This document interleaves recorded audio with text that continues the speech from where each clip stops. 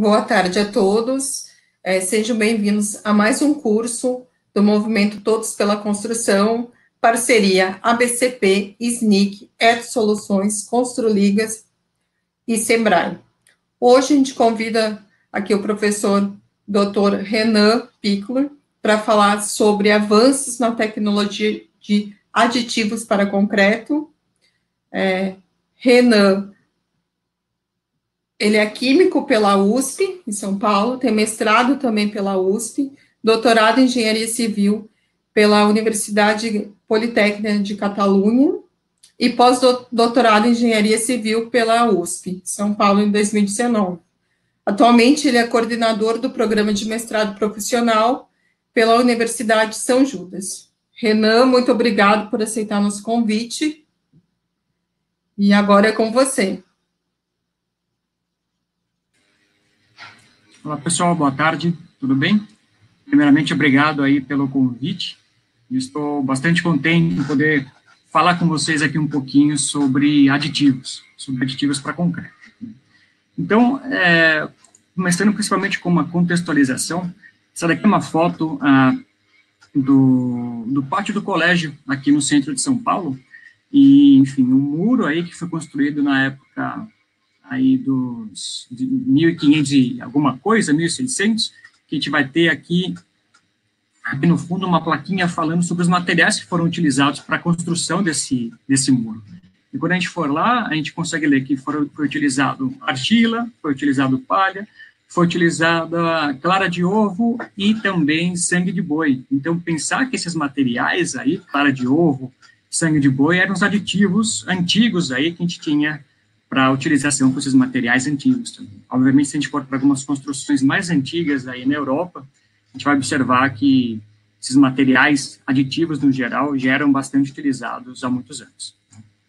E para ver, né, como que a gente consegue ter esses avanços na tecnologia, tanto de materiais quanto de aditivos no geral, a gente pode observar essas duas rodovias aqui, que representam a conexão entre São Paulo, que ficaria aqui no canto esquerdo, com o litoral pela rodovia dos Imigrantes. Então, a rodovia da esquerda é uma rodovia, a parte da rodovia que foi construída na década de 70, e a da direita no final dos anos 90. A gente pode observar que desses 30 anos aí de diferença entre essas construções, como a tecnologia dessas construções foi modificada e foi bastante influenciada, aí, obviamente, pelos aditivos, né? Por que, na verdade, a gente consegue verificar isso? Porque, antigamente, né, na década de 70 e tudo mais, a gente não tinha muito problema com espaço, né? A gente não tinha muito problema com custo de cimento, principalmente, e a gente, na verdade, tinha, enfim, uma tecnologia de materiais, acho que bastante reduzida, principalmente ao que a gente conseguia obter. Né? Então, no geral, a gente conseguiria fazer concretos aí de FCKs em torno de 30 MPa, e se a gente quisesse, na verdade, que um elemento de concreto conseguisse suportar uma carga mais elevada, o que a gente fazia era simplesmente aumentar a área desse pilar, aumentar a área desse elemento, para garantir com que a carga em si, a carga suportada por esse elemento fosse maior. Agora, nas décadas atuais, em que cada vez mais a gente tem que pensar em otimização do espaço, em consumo de materiais, na sustentabilidade do ambiente construído, a gente está indo para elementos mais delgados, com uma eficiência maior, e com certeza aí com o uso de materiais bastante mais complexo, né? Antigamente, na década de 70, praticamente o que a gente tinha como aditivo eram subprodutos aí de diversas indústrias, principalmente os derivados de lignina, aí, de extração de celulose, de madeira, né?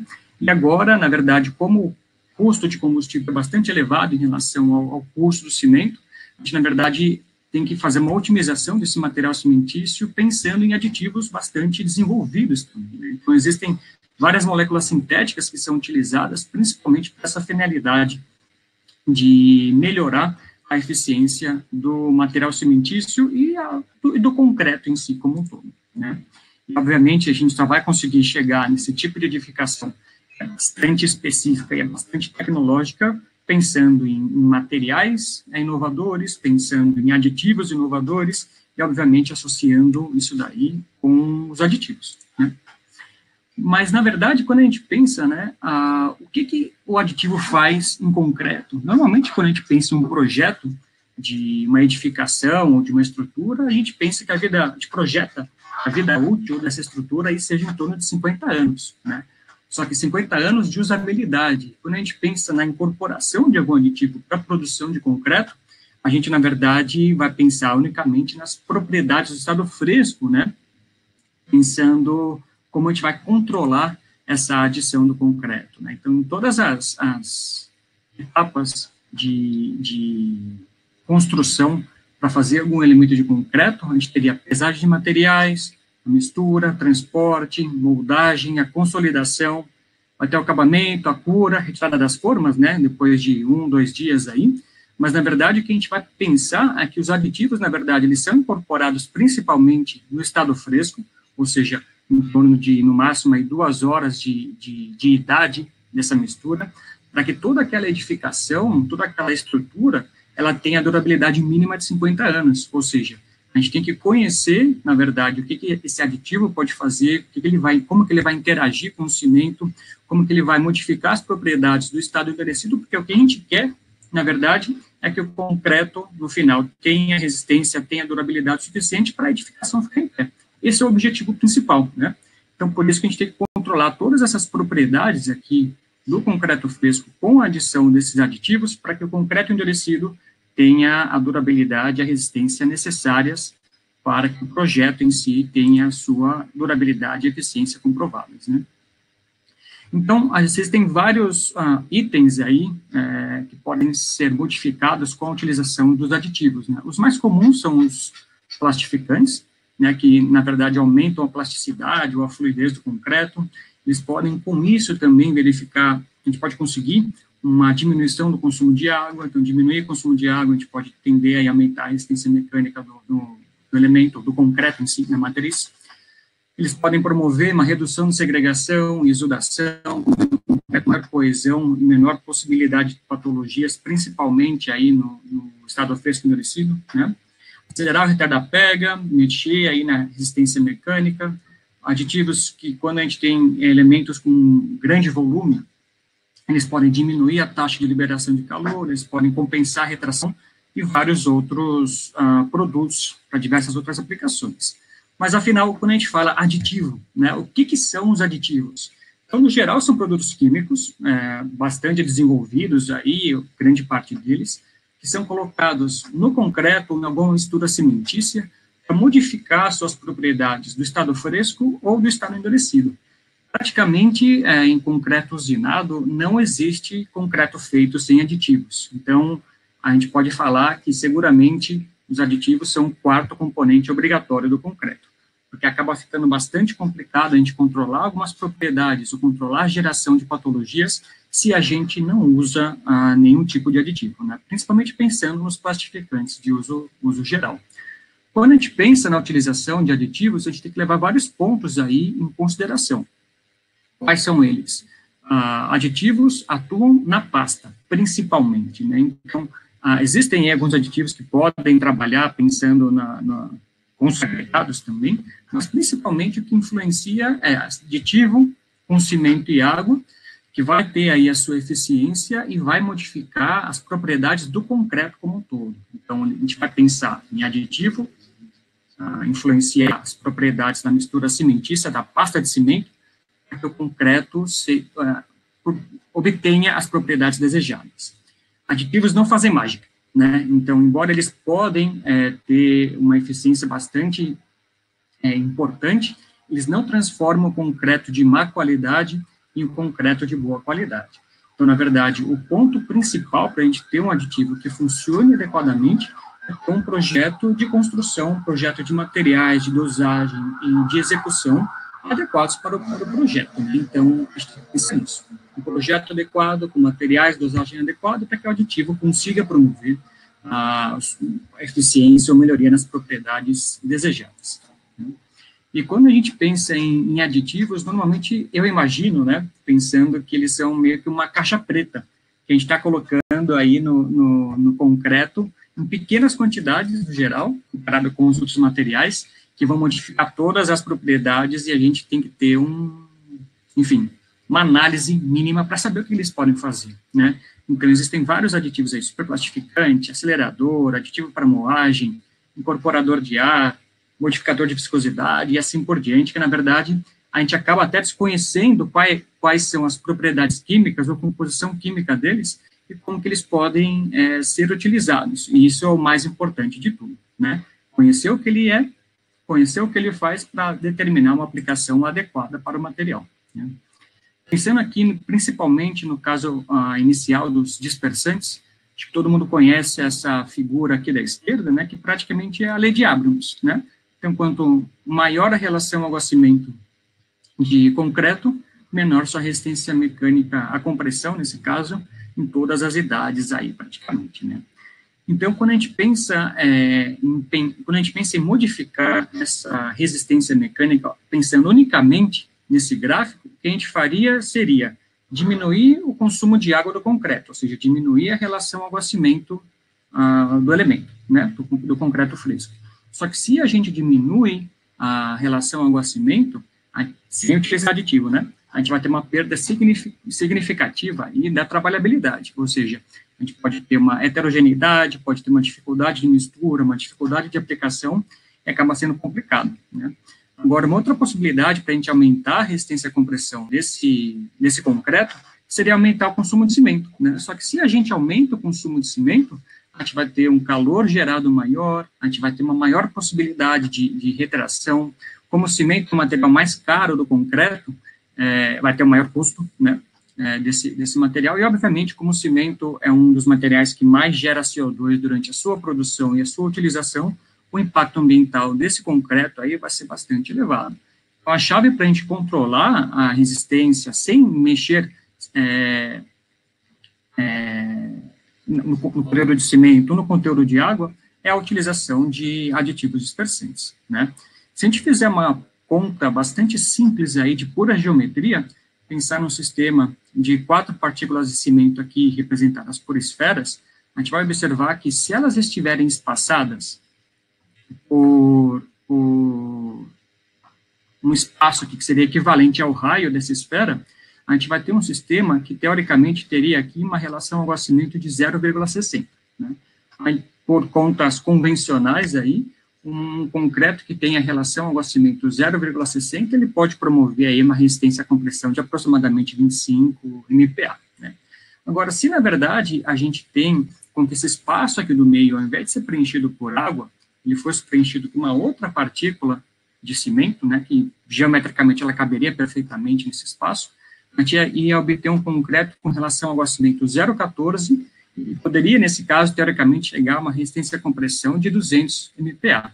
Só que isso seria impossível se a gente, na verdade, só colocasse cimento ou tirasse água, né? A gente deve obrigatoriamente pensar em alguma dispersão. Porque, na verdade, o que é importante é que essas partículas, elas podem ser consideradas como esferas no comecinho para ter um pensamento aí ideal, mas, na verdade, a gente tem que saber que a superfície das partículas de cimento, elas se modificam com o tempo, né? E qual tempo é necessário para que elas se modifiquem? Na verdade, segundo a segunda, ela está sendo modificada. Por quê? Todas as reações que ocorrem aí durante a hidratação do cimento, elas são topoquímicas. Isso quer dizer o quê? Que elas ocorrem na superfície das partículas.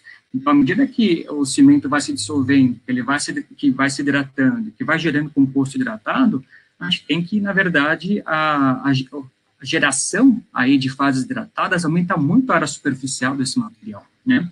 Então, nesse caso, é fundamental com que, quando a gente pense em trabalhar com sistemas de maior teor de sólidos, menor consumo de água, que tenha um aditivo dispersante, é crucial para garantir as propriedades mínimas aí de trabalhabilidade e com o intuito de, obviamente, aumentar a resistência mecânica no final, né?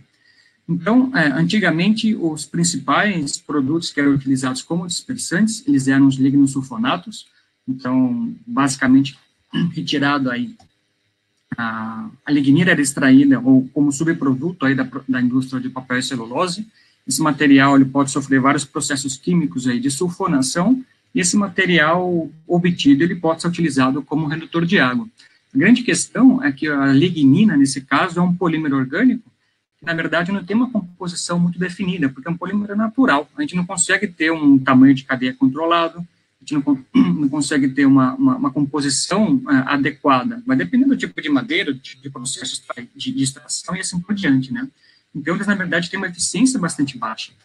Com o decorrer do desenvolvimento, foram obtidos os naftalinos sulfonatos, e hoje em dia os que mais são utilizados são os éteres de policarboxilato, que são moléculas sintéticas que podem ter eficiência bastante grande aí, quando comparadas com os aditivos dispersantes convencionais, né?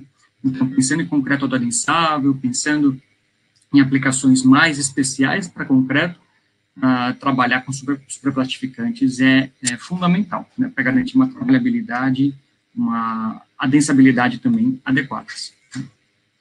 E o ponto principal desses materiais é que eles, na verdade, eles têm que ter uma interação aí com o cimento superficial também, né? Eles atuam na interface entre a partícula de cimento e a água, né? Então, por isso que, na verdade, a gente tem uma quantidade bastante baixa aí de aditivos comparado com os outros materiais, mas que eles têm uma eficiência bastante grande aí, principalmente para dispersão, né? Esses aditivos que estariam representados por esse conjuntinho aqui parece um emaranhado de lã, né? Estariam aderidos ou adsorvidos na superfície da partícula de cimento, e dependendo aí da sua cadeia polimérica, ele vai ter um grau de dispersão adequado, mais duradouro e assim por diante.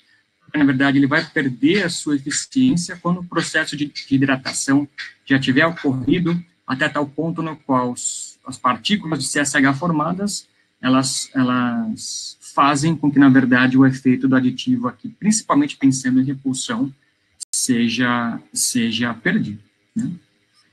Então, normalmente, quando a gente tem aqui um concreto, ou uma pasta, ou uma argamassa que não tem dispersante, normalmente a gente tem, é muito comum, né, ou é muito provável que possa ocorrer alguma coisa de exudação nesse material, né, porque a gente tem que colocar a quantidade de água suficiente aí, para garantir uma boa trabalhabilidade, mas a gente sempre pensa que, na verdade, essa água não vai ficar 100% presa lá, né, não vai ficar 100% quimicamente combinada. Essa água vai ser perdida de alguma forma. Então, a geração de poros aí, normalmente, é bastante grande. Esses poros são interligados, interconectados. Então, na verdade, quando a gente tem esses poros interconectados, o que a gente obtém aí é o processo principal de aumento de permeabilidade da matriz, aumento de porosidade, e que promove a diminuição da resistência mecânica do concreto. Agora, quando a gente consegue ter um aditivo dispersante, quando a gente coloca um aditivo dispersante nessa matriz, pela distribuição mais uniforme, mais homogênea das partículas de cimento no concreto, na matriz como um todo, esses poros, eles ficam bastante isolados, menores, eles não tem um grau de interconexão muito grande, então eles contribuem para isso também, né? Então, pela dispersão adequada das partículas de cimento, até, nesse caso aqui, a porosidade acaba sendo bastante mais uniforme também, né? Sem grandes heterogeneidades. Indo um pouco para retardadores, quando a gente pensa em outra classe dos aditivos, aí, os retardadores, no geral, a grande parte dos retardadores, eles têm uma base química muito parecida com açúcares, né? Então, a sacarose, glicose e frutose são retardadores bastante potentes aí, quando a gente tem alguma aplicação necessária, que seria principalmente pensar em concretagem, em temperaturas elevadas, em concretagens de elementos que têm grande volume, ou pensar que, na verdade, se precisa reduzir o calor de hidratação do concreto, para evitar patologias aí decorrentes principalmente da geração de calor excessiva, como a retração térmica e assim por diante, né? O grande problema dos retardadores é que, na verdade, como eles são muito potentes, a gente pode ter um pequeno erro na dosagem, pode causar um grande retardo aí na pega do concreto. Então, alguns aditivos, por exemplo, como o sorbitol, eles são retardadores superpotentes. Se a gente colocar ele nessa porcentagem aqui de 1 mol% em relação à massa de cimento, a gente praticamente não tem a pega do cimento, não tem a pega da pasta, né, com 50 dias de idade, né? Então, na verdade, colocou alguma coisinha errada, colocou uma dosagem inadequada, a gente vai ter com que esse concreto não vai atuar adequadamente, não vai proceder aí, não vai desenvolver as propriedades adequadas de acordo com o especificado. Então, sempre temos que pensar em qual retardador usar, em qual concentração, assim, para fazer um teste de campo antes, né? Alguns modificadores de viscosidade, eles têm essa cara bastante interessante aqui, que, na verdade, eles são derivados de celulose, né? Então, o que seria um modificador de viscosidade? Seria praticamente um efeito bastante similar ao que o amido de milho, ou a maisena, nesse caso, faz em produtos alimentícios, né? Na verdade, eles são os compostos aí que são para aplicação em concreto, eles são derivados de celulose, são éteres de celulose no geral, e eles fazem com que, na verdade, a água, nesse caso aí da matriz cimentícia, ela fique com uma viscosidade maior. Então, são aditivos que atuam sobre a água, principalmente, e nem tanto aí sobre a partícula de cimento. Principalmente a aplicação desses aditivos aí é para aumentar a estabilidade, aumentar a coesão da matriz, e quando tem aplicações aí, por exemplo, para a construção de obras subaquáticas, né, como poços de petróleo, assim por diante. Alguns compensadores de retração, eles são principalmente compostos aí por fases inorgânicas, como o óxido de cálcio, como o sulfaluminato de cálcio, que, na verdade, quando tem a sua reação com água, eles causam expansão, né? Então, a hidratação do óxido de cálcio, gerando portlandita, por exemplo, ela tem uma variação de volume de mais de 100%, né, de mais 100%, na verdade. Já pensando aqui no sulfaluminato de cálcio, para a formação de heteringita, a gente tem uma variação de volume de em torno de 40%. Então, esses compostos são muito utilizados principalmente em indústria de pavimentos, né, que acho que é bastante comum o emprego desses aditivos, para para compensar, na verdade, a retração que o concreto vai ter, que o cimento vai promover. Aqui uns exemplos de aplicação. Nessa foto da esquerda, aqui um pavimento, um pano de concreto, na verdade, de 400 metros quadrados, com a utilização desse aditivo compensador de retração. Esse pano aqui não tinha nenhuma junta, nenhum corte de junta, e não apareceu nenhuma fissurinha aí por retração, por secagem, retração autógena e assim por diante, né? O pavimento ficou bastante adequado aí para usabilidade, né? Sem nenhum corte de juntas. Agora, com o nosso controle, aqui um pano de concreto de 80 metros quadrados, sem esse aditivo, apresentou uma grande área de fissuração aí, principalmente ação por secagem, né? Nas curtosidades do concreto. Então, esse aditivo, compensador de retração, eu acho que uma das grandes vantagens aí que ele vai promover é essa grande redução, né, dos efeitos ou das patologias provenientes aí de retração, né. Os mais comuns, pensando aqui em produtos mais tecnológicos, são aditivos baseados em nanopartículas, principalmente pensando em sílica e pensando em óxido de grafeno. Esses aditivos, eles têm uma grande questão aí de aumento de velocidade de hidratação e aumento de ganho de resistência em curtas idades, porque eles servem bastante aí para aumentar a velocidade de hidratação dos silicados. Então, eles servem como ponto de nucleação para precipitação de algumas fases, né? E com isso a velocidade no geral aumenta. Velocidade de reação aumenta. Né? E uma das grandes questões que a gente tem que pensar é que, normalmente, a gente não quer aumento de resistência, né? A gente quer manter a resistência mecânica naquele projeto, unicamente melhorar a eficiência do cimento, a eficiência do concreto. Então, como esses aditivos tendem a aumentar, né, a resistência à compressão desses elementos, o que a gente pode fazer é produzir um concreto aí com uma redução de consumo de cimento, manter a resistência mecânica com a utilização desses aditivos. Então, pensar que, na verdade, são aditivos que, teoricamente, são bastante caros, né, a gente consegue ter uma eficiência econômica bastante grande, porque a gente consegue reduzir uma grande parte do cimento. Já fizemos alguns testes aí com utilização de óxido de grafeno e com a utilização, por exemplo, o emprego de 0,02% desse aditivo sobre a massa de cimento, a gente consegue ter uma redução no consumo de cimento de em torno de 14%, né, para manter a resistência mecânica estável, né, ou constante. Então, na verdade, com pequenas dosagens, a gente pode ter ganhos bastante significativos, né. Como que a gente vai empregar esses aditivos? Tem que lembrar sempre que aditivos atuam na interface, principalmente, né, interface cimento-água, é a principal que eles vão atuar, né. Então, como a superfície da partícula de cimento, ela vai ter uma mudança constante de acordo com o processo de hidratação, O tempo no qual os aditivos são colocados no concreto, na argamassa, é muito importante, porque se a gente coloca um aditivo 1 minuto depois que misturou cimento e água, ou 1 hora depois que misturou cimento e água, a eficiência dele vai ser diferente, porque a superfície da partícula de cimento já não é a mesma, né? E quando a gente pensa em cimento em si, a compatibilidade com adições é muito importante também, porque um aditivo que funciona bem para um cimento CP3 que contém escória, ele não necessariamente vai funcionar bem para um cimento que tem filler ou um cimento que tenha alguma adição pozolânica. Então, é importante a gente verificar qual aditivo é mais adequado para determinado tipo de cimento. Sempre pensar que, na verdade, colocar um aditivo, a gente vai ter a modificação das propriedades do estado fresco e do estado endurecido também, né? Pensando o que é necessário para o projeto para verificar qual aditivo utilizar. E sempre que utilizamos o aditivo, como eu comentei no começo, né, eles não fazem mágica. A cura do concreto é fundamental, né? Então, não é porque coloca aditivo que pode tirar a cura, nunca, né? Então, o processo executivo de elementos aí tem que seguir as boas práticas de construção sempre, né? A gente já sabe que o processo de hidratação é bastante complexo, né? Porque quando a gente coloca cimento e água, a gente vai ter um monte de reações de dissolução, um monte de reações de precipitação, né, que vão modificar toda a composição química do cimento, né, do cimento hidratado, do concreto hidratado. Agora, quando a gente coloca aditivos, a gente vai mexer ainda mais nesses equilíbrios. Então, é importante que a gente saiba como esses aditivos atuam, né, para garantir onde que eles vão ter a eficiência melhor e com qual material ele vai ser mais compatível, né.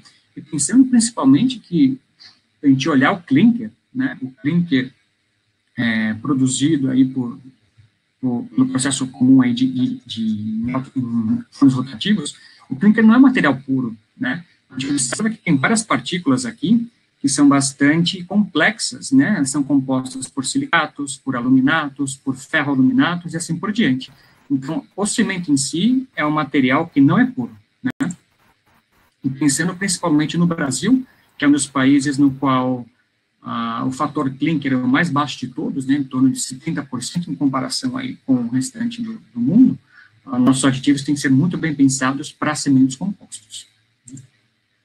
E, como eu comentei, né, os cimentos compostos, eles têm uma composição bastante diversa, dependendo da adição que é colocado lá. Então, a adição, ela pode ter um efeito físico, pode ter um efeito químico, ela tem uma composição bastante diferente do cimento.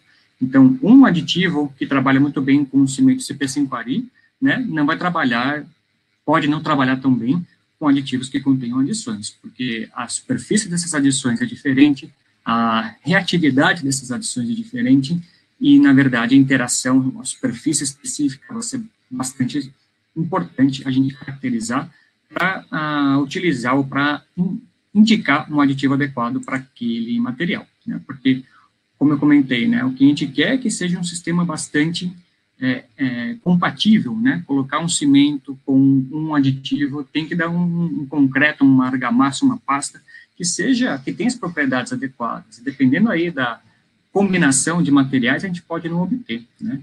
Então, é muito, muito importante que a interação entre ligante e aditivo, pensando no ligante, cimento mais adição, né?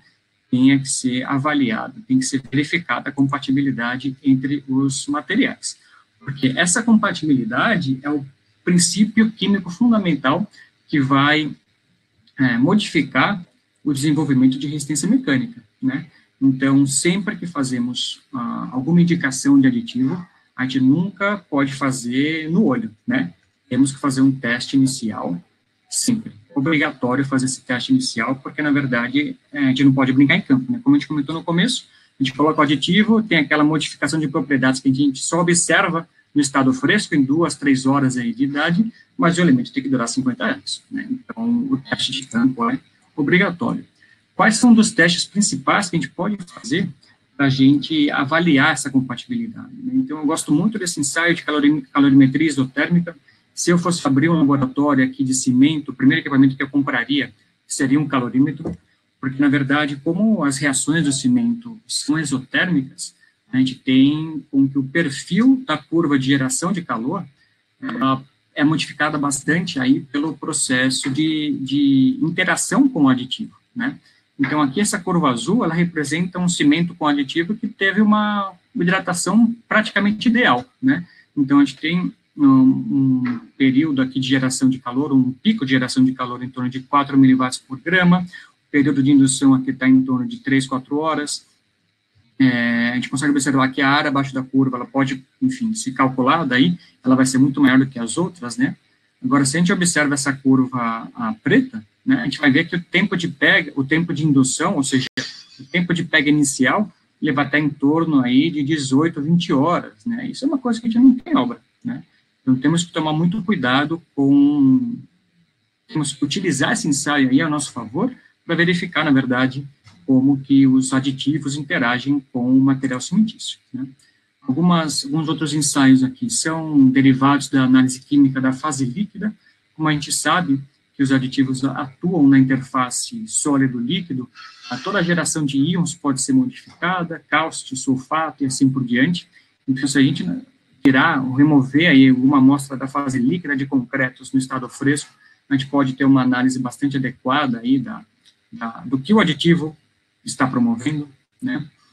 Em pastas, principalmente, né, verificar a análise térmica para a gente poder comparar ou analisar como o aditivo modifica a geração de tringita, a geração de CSH, sílice carbonato, cianocarbonato e assim por diante. Então, dos ensaios bastante interessantes aí, para a gente fazer essa análise em diferentes idades do concreto, né? Difração de raio-x, a gente pode ter uma análise em tempo real do que está acontecendo com o cimento naquele momento, né? Então, a gente pode fazer essa análise aí com pastas com diversos aditivos, para verificar como os silicatos, como os aluminatos reagem em presença ou na ausência deles, e verificar como isso está comparado, obviamente, com as propriedades da matriz, como um todo, né? E, obviamente, a gente tem que pensar em resistência mecânica, né? Porque não importa a gente conhecer tudo o que acontece lá, no meio mais micro, né? Se o elemento não tem resistência suficiente, né? Então, todo o uso aí de cimento, todo o uso de aditivos, todo o uso desses materiais cimentícios combinados, eles são para quê? Para que a edificação tenha durabilidade suficiente, né? Para que o projeto tenha vida útil de no mínimo 50 anos. Então, é importante a gente avaliar como esses aditivos, interagindo com o cimento, influenciam o desenvolvimento de resistência mecânica. Então, esses são os testes principais aí, eu acho que são bastante adequados para a utilização, para essa caracterização um pouco mais fina, né, do material. No geral, a gente observa bastante testes em aditivo, unicamente pensando no elemento como um todo, né, pensando em resistência unicamente. Mas toda a geração de resistência mecânica, como foi comentado, depende bastante dessa interação cimento-aditivo. Então, se a gente partir do micro para poder explicar o macro comportamento, eu acho que é a etapa fundamental para a gente poder ter uma caracterização das propriedades do cimento com os aditivos e, obviamente, promover a melhor combinação para um elemento estrutural de boa eficiência. Pessoal, agradeço bastante aí a presença de vocês, o convite feito pela BCP, e meu muito obrigado aí para vocês. Aqui estão meus contatos para quem necessitar, alguém quiser comentar futuramente sobre alguma dúvida. Muito obrigado.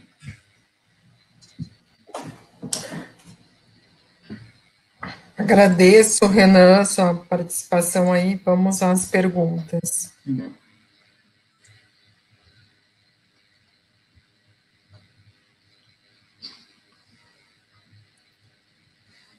Como são feitos estudos para caracterizar completamente a influência dos aditivos no concreto?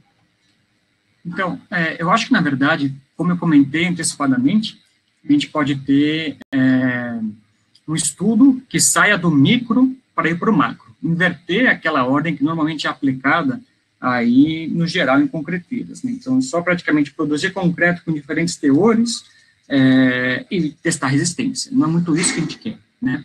Então, na verdade, a gente tem que ir para o micro, especificar a interação cimento, adição, aditivo, para que a gente possa promover uma combinação de aditivos eficiente aí para promover a resistência mecânica. Então, eu iria principalmente para um estudo exploratório em pasta de cimento, verificar essa interação para que depois eu fosse aplicado em concreto como elemento estrutural. Então, faria uma combinação de materiais aí para fazer estudo de calorimetria, fazer estudo de evolução de fases por difração, verificar a microestrutura. Com isso, a gente poderia fazer uma varredura bastante grande de quais materiais funcionam em quais dosagens, para que o estudo em concreto fosse mais beneficiado, né? A gente sabe que o estudo em concreto, normalmente a gente tem que esperar aí, no mínimo um mês para fazer a resistência mecânica, né, 28 dias como padrão. Esses ensaios em pasta dão resultados com um dia, né, resultados muito mais significativos do que romper um corpo de prova. Então, essa comparação dos estudos micro com os estudos macro é fundamental para garantir a eficiência ou analisar a influência dos aditivos em materiais alimentícios. Deixa aqui uma pergunta sobre o termômetro, se é adiabático ou semi-adiabático.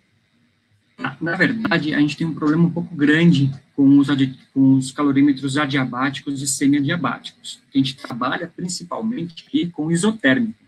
Por que é o isotérmico? Porque a gente vai garantir que a temperatura durante todo o ensaio ela permaneça constante. Então, a gente fixa 20, 23, 25 graus, a gente mantém essa mesma temperatura do início até o final.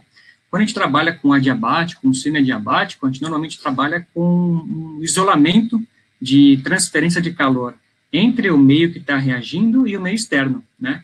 Então, na verdade, o calor gerado, ele é acumulado dentro do concreto, da pasta e assim por diante, e, na verdade, essa geração de calor pode catalisar as reações futuras. Então, ela não é representativa dos fenômenos químicos que ocorrem. Dá uma indicação, sim, mas, na verdade, a gente tem que ir para o calorímetro isotérmico. Então, quando a gente pensa em calorimetria adiabática, a gente vai pensar na aplicação final, né? A gente quer produzir um elemento, a gente quer verificar a evolução de temperatura, para tentar verificar um ganho de resistência. A gente pode, sim, ter uma análise pelo ensaio de maturidade, né, do quanto que vai ter de resistência mecânica, mas se você quiser caracterizar a influência do aditivo no cimento, o melhor teste é a calorimetria isotérmica mesmo.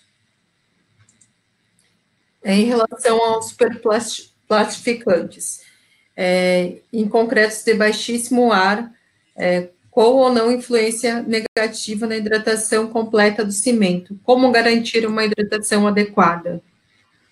Nem sempre a hidratação completa é o necessário, né? Quando você pensa em relação a ser baixíssimas, em torno de 0,18, 0,20, a gente tem que, na verdade, o cimento, ele necessita de 0,22, 0,25 para se hidratar completamente. Verificar o que vai ser necessário aí para a absorção dos agregados, né, que eles vão absorver, e para a trabalhabilidade. Então, na verdade, quando a gente trabalha com concretos de com relação a água-cimento 0,20, 0,18, não existe hidratação completa, né? Mas, no geral, essa não hidratação completa faz com que a partícula de cimento funcione como um núcleo rígido dentro do concreto. E esse núcleo rígido, na verdade, ele pode promover aumento de resistência mecânica significativa quando comparado com as partículas hidratadas. Então, no geral, essa não hidratação completa do cimento, pensando, obviamente, numa dosificação adequada, não é negativo, tá? Pode ser positivo. Outra pergunta aqui é sobre se existe a possibilidade de usar o RCD como aditivo para concreto. Esse é comum usar no processo de produção do concreto para pavimentação? Do uso de RCD como aditivo, eu não entendi essa pergunta direito. Existe a possibilidade de usar o RDC como aditivo para o concreto. Ele é utilizado como RCD agregado, né? Resíduo de construção e demolição. Será que seria isso? Perguntando no Marco Antônio. Então, na verdade, o RCD, a gente tem agregados aí de diversas fontes, né? Demolição de concreto endurecido, por exemplo, e ele pode sim ser utilizado para concreto de pavimentação.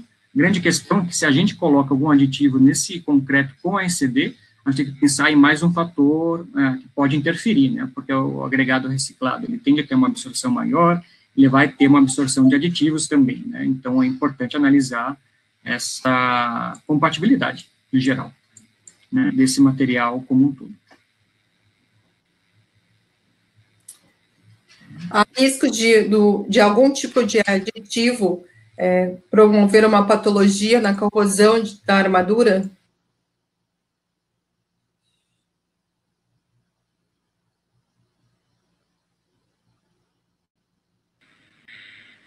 Pessoal, acho que eu caí aqui. Caiu, é. Só ligar sua câmera de novo.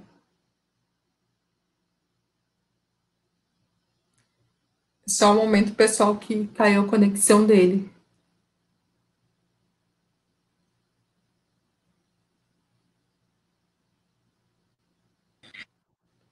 Oi, Renan.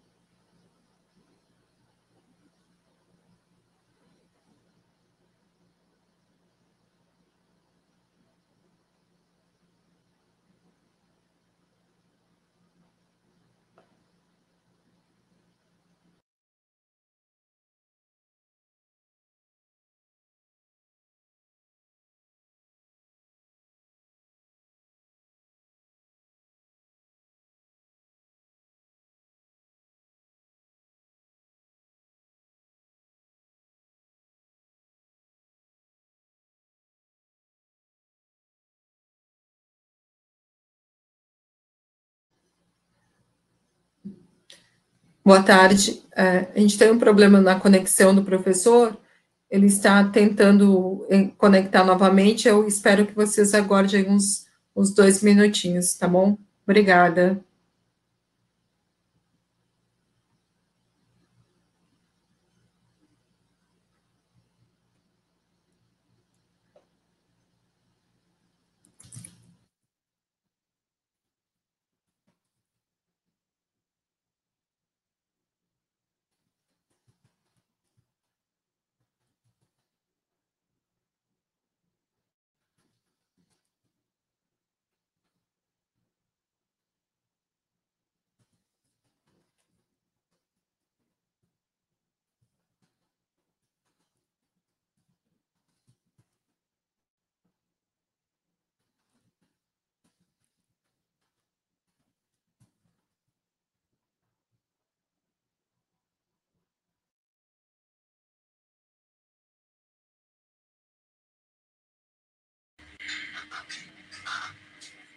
Oi, Renan. Oi, pessoal, desculpem-me aí pelo probleminha aí, teve uma queda aqui na internet, desculpem.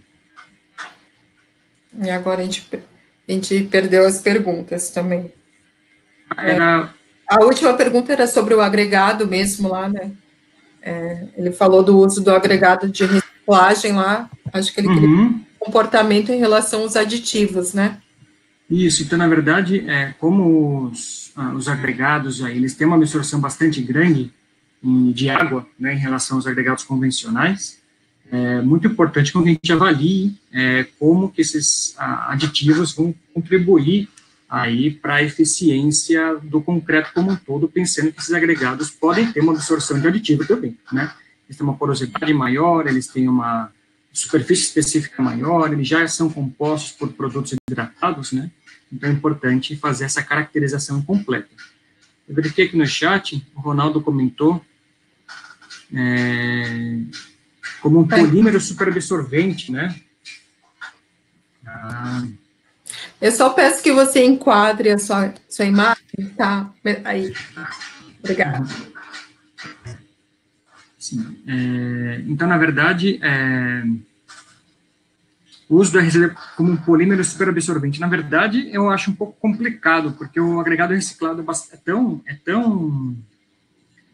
tão poroso, que acho que essa liberação de água que ele pode ter futuramente, sinceramente, eu não sei. Sinceramente, eu não sei. Eu acho que é um parâmetro que eu não posso falar tanto sobre esse uso, porque, na verdade, a porosidade dele é tão grande que eu acho difícil ele perder toda a água interna que ele absorveu. Sinceramente, eu não sei. Eu acho que precisaria estudar um pouco mais para fazer essa aplicação, fazer essa resposta um pouco mais técnica. Aí também é sobre a perspectiva sobre a nanotecnologia incorporada aos aditivos. Eu acho que cada vez mais temos aditivos aí com a utilização de nanopartículas, isso porque, na verdade, a grande eficiência dos aditivos está em relação, como foi comentado, né, com a interação com a superfície da partícula de cimento. Então, na verdade, como as nanopartículas têm uma superfície específica bastante mais elevada do que as partículas dos outros aditivos, né, elas têm uma funcionalização um pouco mais garantida em relação, principalmente, à parte de interação com o cimento. Então, temos vários estudos aí sendo realizados com nanopartículas de sílica, de titânio, de alumínio, de grafeno, ou óxido de grafeno, nesse caso. Então, como a superfície específica é muito maior, o grau de reatividade deles é muito maior também. Então, na verdade, eu acho que é uma das grandes possibilidades que a gente vai ter aí para emprego dos aditivos futuros. E quais são os aditivos que são mais complexos para o uso? Então, na verdade, eu acho que todos são complexos, né, pensando principalmente aí onde que ele vai agir, né, pensando em aditivo plastificante, superplastificante, assim por diante. A grande questão é que quando a gente trabalha com aditivo de baixa eficiência, eu acho que a possibilidade de erro ela é muito menor, né, porque, na verdade, se você coloca 1% e colocou 1,1%, acaba não tendo aquela eficiência, aquela modificação tão grande, assim, aquela complexidade tão grande de processos, pode afetar negativamente as propriedades mecânicas do material, né? Então, a gente tem que tomar muito cuidado aí com os aditivos que são mais técnicos, né, como superplastificantes. Colocar alguma dosagem um pouco diferente pode acarretar efeitos bastante negativos no concreto. Trabalhar com aceleradores é bastante complexo, principalmente quando a gente pensa em concreto projetado. Eu, na verdade, fiz minha tese em concreto projetado, focando em aditivos, né? E a utilização desses aceleradores aí, na verdade, eu acho que é um dos processos mais complexos que existem em relação à eficiência que eles vão ter. Isso porque, na verdade, eles promovem várias reações químicas com os aluminatos, principalmente, e, na verdade, são os principais elementos, as principais fases que podem promover aumento de resistência mecânica facilmente, ou podem ter uma perda bastante grande se a gente dosar ele inadequadamente. Então, na verdade, eu acho que os aditivos aceleradores, principalmente pensando em concreto projetado, que tem uma combinação bastante grande de elementos, né, para promover o elemento endurecido como um todo, é bastante complexo. Para vocês terem uma ideia, o concreto convencional tem aí 4 ou 5 componentes, né, pensando em cimento, adição, agregados, água e aditivos. O concreto projetado, a gente produz ele com no mínimo uns 10, né? Então, na verdade, a combinação desses fatores aí é bastante complexa. Eu acho que, então, trabalhar com aceleradores é uma das principais dificuldades, um dos principais aditivos que podem promover má eficiência se mal utilizado. Aí, para a gente finalizar aqui as perguntas, né? Como é que você acha que vai ser a evolução aí do uso dos aditivos e quais são as principais dificuldades para aumentar esse uso? Pensando principalmente no mercado brasileiro, a gente tem que pensar principalmente aí na região, né, que esse cimento é produzido, principalmente, porque dependendo das matérias-primas que a gente tem disponíveis aí para a produção de cimento, a gente tem que pensar que os aditivos vão ter que ser modificados também, né? E a grande principal meio da gente aumentar a utilização de aditivos aí no mercado brasileiro é ter uma caracterização mais completa e ter uma informação, eu acho que mais técnica, sobre os aditivos e sobre a interação deles com o material cimentício. Porque, como eu comentei, né, normalmente é feito bastante ensaio de resistência mecânica, ensaios bastante macro, na verdade, para verificar a influência dos aditivos no concreto, é quando a gente tem que fazer essa reta contrária, essa reta oposta, né? Ir para o micro, verificar o que ele faz a nível do material cimentício, né, na superfície do cimento, para garantir com que as propriedades do concreto possam ser mais bem elaboradas, são mais bem controladas. Então, acho que o grande ponto para aumentar a usabilidade dos aditivos no mercado brasileiro é ir para estudos mais micro, para caracterizar o seu comportamento mecânico principal, a sua influência principal com o material cimentício, de forma que a gente consiga empregar aditivos adequados para cada região do país que produz aí um material cimentício com matérias-primas diferentes. Tem mais alguma recomendação para a gente finalizar? Mais alguma dica aí, seu comentário final? Bom, na verdade, acho que o comentário técnico não tem mais nenhum. Queria realmente só agradecer vocês aí pela oportunidade e me colocar à disposição para futuras conversas e futuras dúvidas aí, se caso surgir. Agradeço mais uma vez. Você deixou seu e-mail, né? Quer repetir de novo, antes que eu entrar em contato? Eu posso colocar aqui no chat? Pode colocar.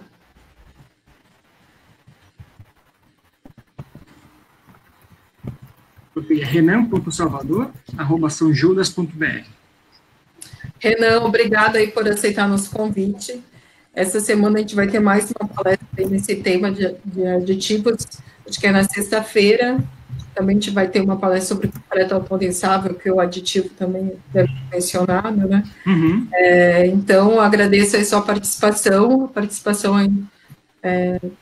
dos participantes, em mais um curso no movimento Todos pela Construção, parceria ABCP, Sebrae, Solução e Construída. Okay. Obrigada, até logo. Obrigado, pessoal. Um abraço, tchau, tchau.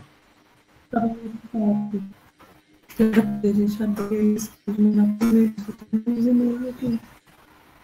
que você quer exatamente? A proposta. A proposta eu te mandei no WhatsApp, é só você baixar. Eu sei, meu bem, mas acontece que eu não abro porque só tem que botar o WhatsApp web, né? É só abrir a página. Sim, era mais fácil ter pego e ter me enviado por e-mail. Não, mais fácil você, né?